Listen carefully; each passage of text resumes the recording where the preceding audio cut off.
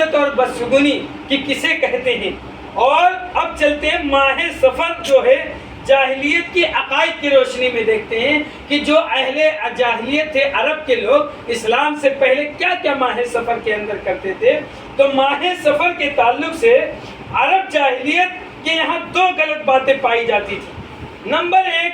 اس ماہ کو وہ آگے پیچھے کر دیا کرتے تھے۔ ماہ سفر کا جو یہ مہینہ چل رہا ہے، آج 10 سفر ہے، سفر اس کو 10 تاریخ سفر کی، اس ماہ کو کبھی آگے کر دیا کرتے تھے اور کبھی پیچھے کر دیا کرتے تھے، اور اعلان کروایا کرتے تھے کہ اس سال سفر کا مہینہ پہلے ہے اور محرم کا مہینہ اس کے بعد ہے۔ حالانکہ اسلامی مہینہ جو ہے، اسلامی کیلنڈر جو ہے، وہ محرم الحرام کے مہینے سے شروع ہوتا ہے اور اس کے بعد سفر آتا تھا۔ لیکن اہل عرب جو جاہلیت تھے، جاہلیت والے، وہ کہتے تھے اس سال سفر پہلے آئے گا، محرم بعد میں آئے گا، ہر سال وہ آگے پیچھے کر دیا کرتے تھے میرے بھائیوں۔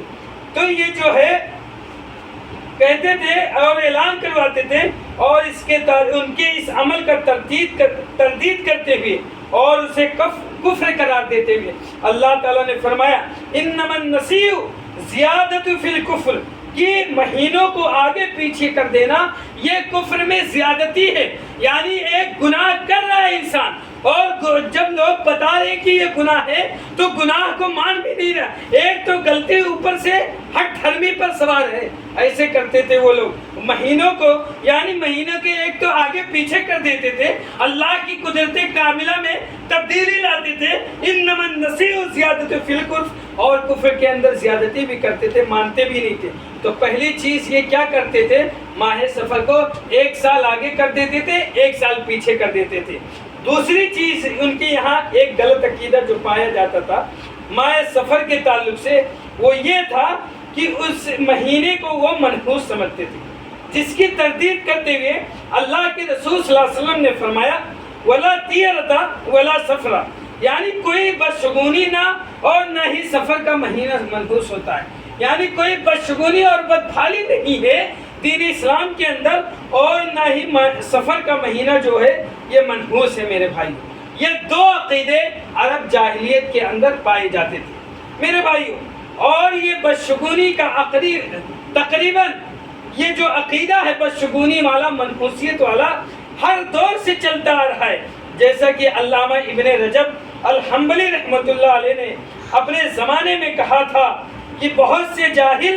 ماہ سفر کو منحوس سمجھتے ہیں، اور بسا اوقات وہ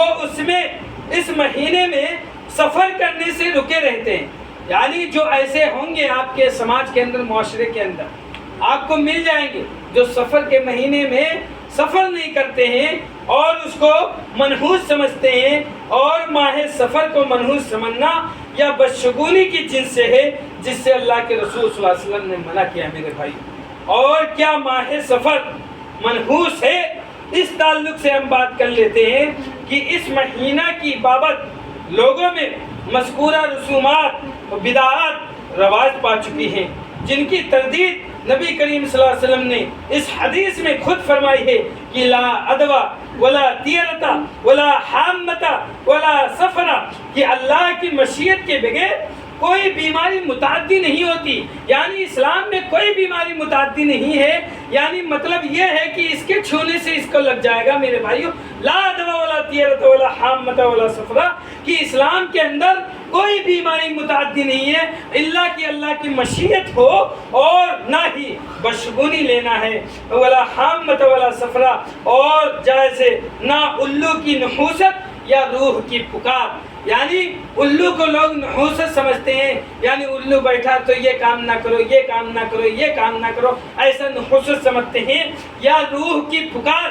ہمارے اہل حدیثوں کے اندر بھی یہ بات پائی جاتی ہے کہ انسان مر گیا ہے، لوگوں کو خواب میں آتے، اس کی روح آ کر کے دکانوں کے اندر، گھروں کے اندر، ہم کو اس روم میں جانا ڈر لگتا ہے۔ ہماری امی کا انتقال ہو گیا، جیسے لگتا ہے ہماری امی کی روح اس روم میں بیٹھی ہے۔ ہمارے اہل حدیث کے گھرانوں میں یہ باتیں پائی جاتی ہیں میرے بھائی۔ اللہ کے رسول صلی اللہ علیہ وسلم نے کہا لا عدوہ ولا طیرہ ولا حامۃ ولا سفر،